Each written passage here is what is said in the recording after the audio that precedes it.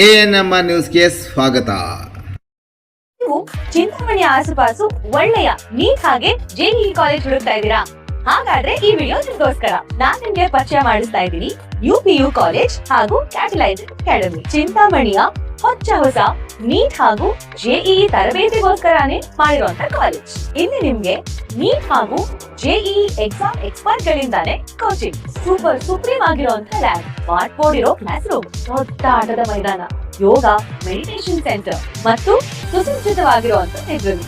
ಇಲ್ಲಿ ನಿಮ್ಗೆ experience faculty personal ಆಗಿ ಸ್ಟೂಡೆಂಟ್ಸ್ ಟ್ರ್ಯಾಕ್ ಮಾಡ್ತಾರೆ. ರೆಗ್ಯುಲರ್ ಆಗಿ ಮಾಕ್ ಟೆಸ್ಟ್ ಇರುತ್ತೆ, ಅಂದ್ರೆ ಎಕ್ಸಾಮ್ ಗಿಂತ ಮುಂಚೆನೆ ಸ್ಟೂಡೆಂಟ್ಸ್ 100% ರೆಡಿ ಇರ್ತಾರೆ. ಜೊತೆಗೆ ರೆಗ್ಯುಲರ್ ಡೌಟ್ ಕ್ಲಿಯರಿಂಗ್ ಸೆಷನ್ಸ್, ಯಾವುದೇ ಡೌಟ್ ಇದ್ರು ಅಲ್ಲೇ ಕ್ಲಿಯರ್ ಆಗುತ್ತೆ. ಸೀಟ್ ಲಿಮಿಟೆಡ್ ಇರುತ್ತೆ.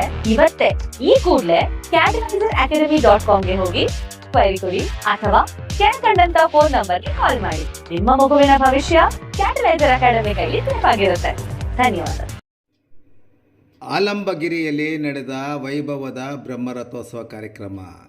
ಚಿಂತಾಮಣಿ ತಾಲೂಕಿನ ಕಸಬಾ ಹೋಬಳಿ ಆಲಂಗಿರಿ ಗ್ರಾಮದಲ್ಲಿರುವ ಪುರಾಣ ಪ್ರಸಿದ್ಧ ಕಲ್ಕಿ ಲಕ್ಷ್ಮೀ ವೆಂಕಟರಮಣ ಸ್ವಾಮಿ ಬ್ರಹ್ಮರಥೋತ್ಸವವು ಚೈತ್ರ ಮಾಸದ ಹುಣ್ಣಿಮೆಯ ದಿನವಾದ ಇಂದು ವೈಭವವಾಗಿ ನೆರವೇರಿತು. ಗೋವಿಂದ ಗೋವಿಂದ ಎಂದು ಸ್ಮರಿಸುತ್ತಾ ಸಹಸ್ರ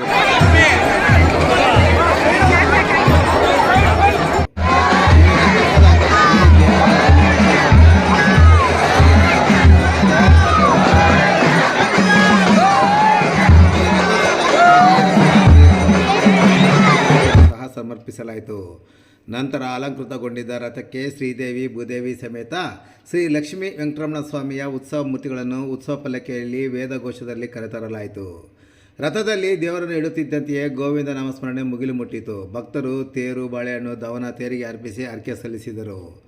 ನಾದಸರ ತಮಟೆ ವಾದ್ಯದೊಂದಿಗೆ ರಥೋತ್ಸವ ಸಾಗಿತು.